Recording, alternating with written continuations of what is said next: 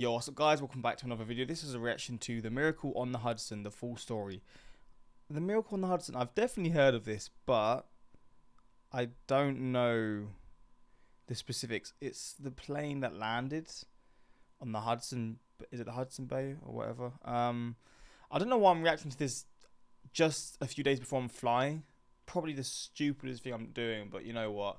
By the time you're seeing this reaction, I've either got to the place I was flying to or I'm probably in the ocean somewhere. But it's not going to happen. I'm going to be good. But I don't know why I'm reacting to this before.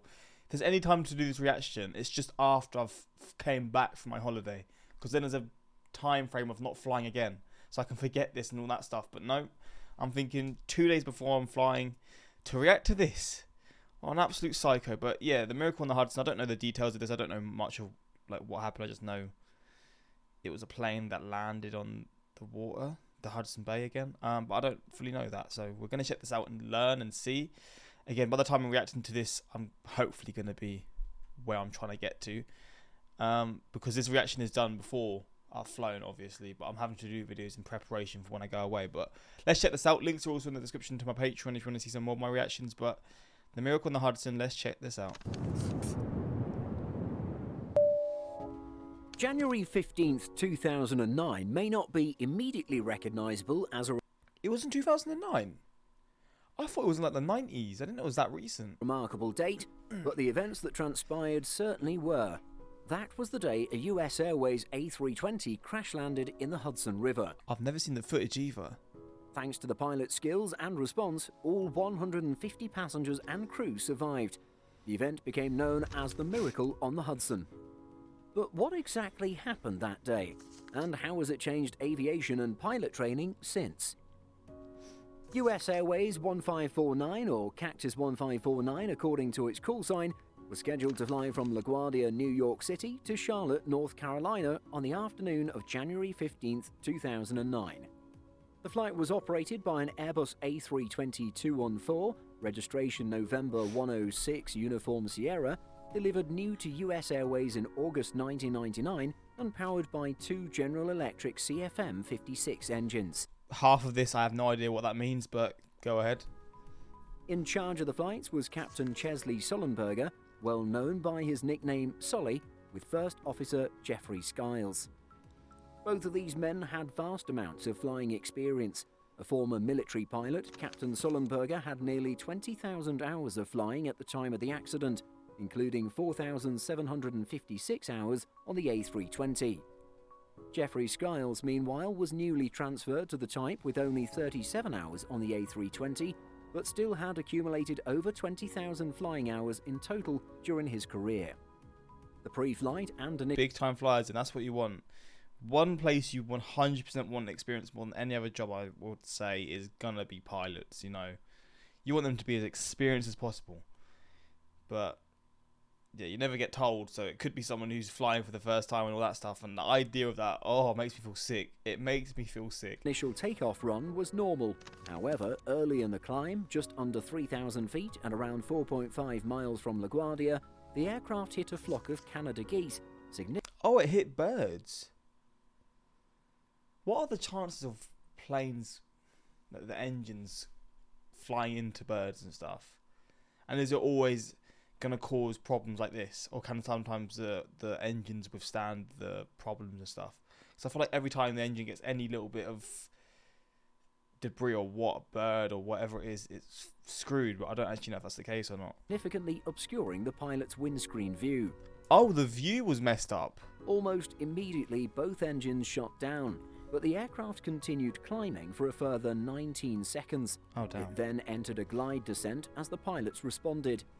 Captain Sullenberger took control of the aircraft and started the Auxiliary Power Unit, or APU, since Skiles had flown the takeoff, while Skiles attempted to restart the engines.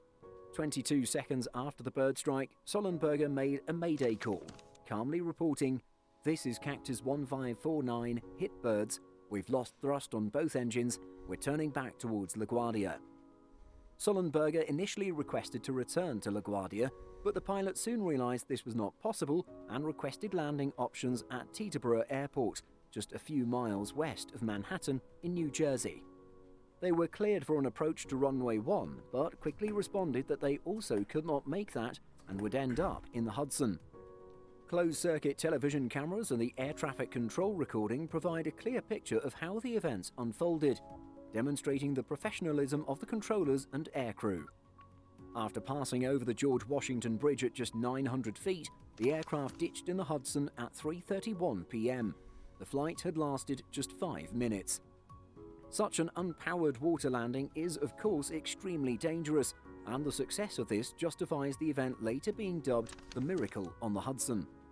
While manufacturers and regulators have procedures for water landings, or ditching as it's known, in practice these are rare occurrences. Passengers were evacuated onto the wings and the emergency slides. Is it just floating still?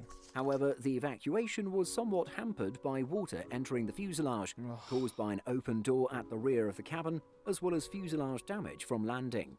But by chance, this A320 aircraft was equipped for extended overwater use, meaning there was full life vest provision and the exit slides could detach to be used as rafts.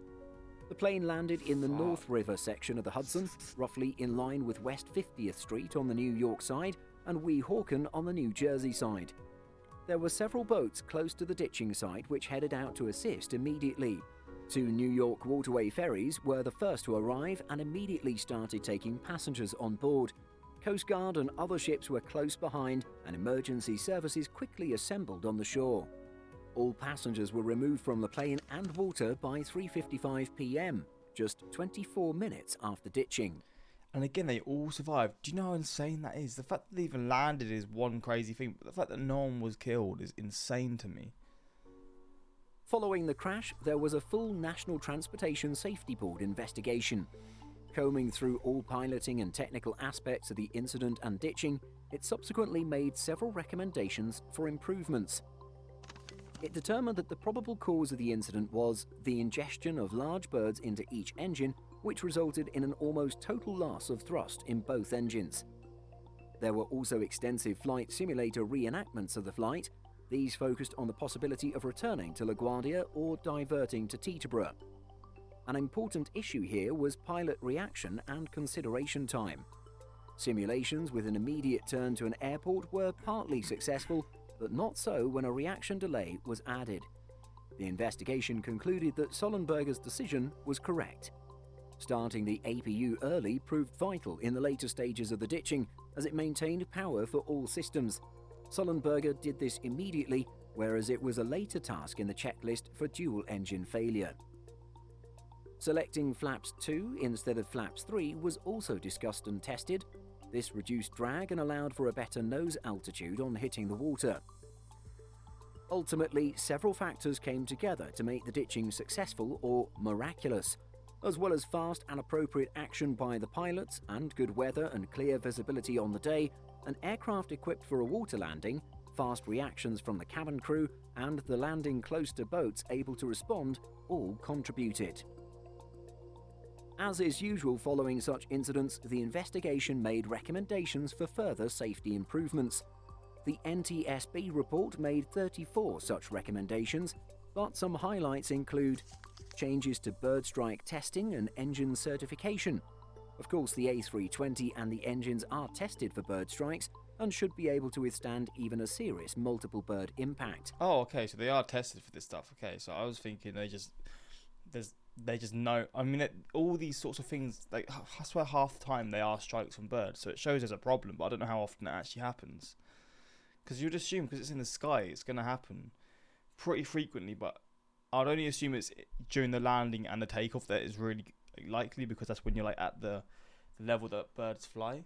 Because obviously birds aren't flying right up at the top of the atmosphere that planes fly, but it's when you're ascending and descending, you know. I assume. Crucial here was the size of the birds.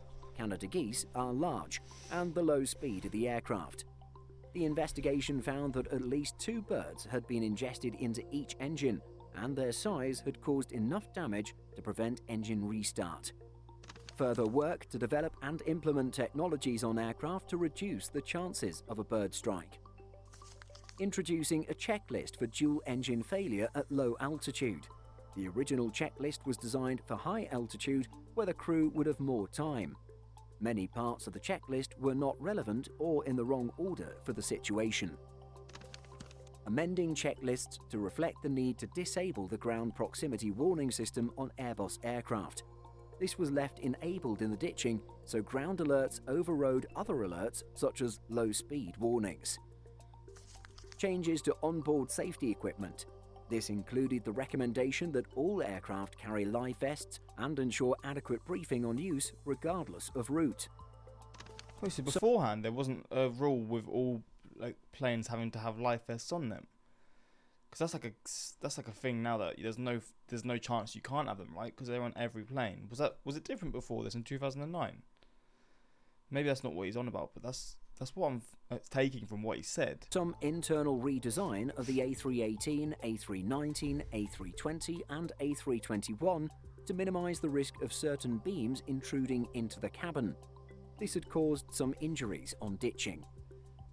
And finally, improvement in pilot training for a dual engine failure after takeoff and ditching without power. In an unusual twist, the airframe of this particular A320 has been preserved. Typically, after accidents, the aircraft is often badly damaged with limited future for the airframe after the investigation. However, the damaged aircraft was removed from the Hudson on January 17th and transferred to Kearney, New Jersey for investigation. Following the investigation conclusion, it was put up for auction but was not purchased. Over 2 years later, in June 2011, it was donated to the Carolinas Aviation Museum by the American International Group, or AIG. Here, it went on display along with more information about the incident and recordings of passenger and crew experiences. The water landing of US Airways 1549 remains one of the most incredible aviation stories in recent times. The pilot's quick thinking, especially over a dense metropolitan area, averted an untold tragedy, and the subsequent investigation yielded useful insight for future flight training. Where were you when you heard about Flight 1549? I mean, I would have been 8 years old, so I would have been like a functional human at that point. But I don't remember hearing about it at all, which is why I thought it was from like the 90s and stuff. But obviously it wasn't, and that's one of those things. I wish I knew about it, or not necessarily I wish I knew about it. I wish I could say I knew about it before, but I didn't. I only really learned about it recently when I got into like plane crash documentaries and stuff. It's crazy to say, but you know what I mean. And what other incredible aviation stories would you like to see profiled next?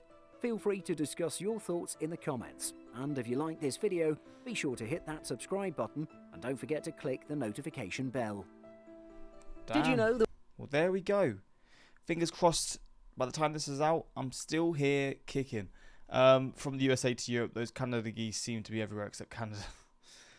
Long haul, can we have another of this type of video? Probably the Tenerife disaster. Well, there we go. The Miracle on the Hudson. One of the craziest things that any pilot would ever have to do and manage to successfully do as well. Wild to think about, but yeah, that's that. I'm sure all of you know about this anyway, but for me, this is my first time looking into a lot of details to do with this. But yeah, hopefully this doesn't happen to me, and hopefully this never happens again. I guess this happening was good in the sense that they saved the people, but it's just, yeah, actually, I think this is a good story at the end of the day, because typically with these stories, there would be either everyone would be killed or a large loss of life or injuries and stuff, but it seems like everyone was literally fine after this, which is wild. So I guess the Miracle on the Hudson is a good story because it's such a good outcome, even though it's stemmed from the plane losing power and like having the possibilities to crash. It is a good outcome and a good story. But yeah, this is interesting as hell. And I mean, if you know someone who's on this, let me know. I'm sure there's no chances of that, but if you on the off chance you do, I'd be interested in seeing maybe their perspective and stuff. But yeah, that's that. Until next time, subscribe. Peace.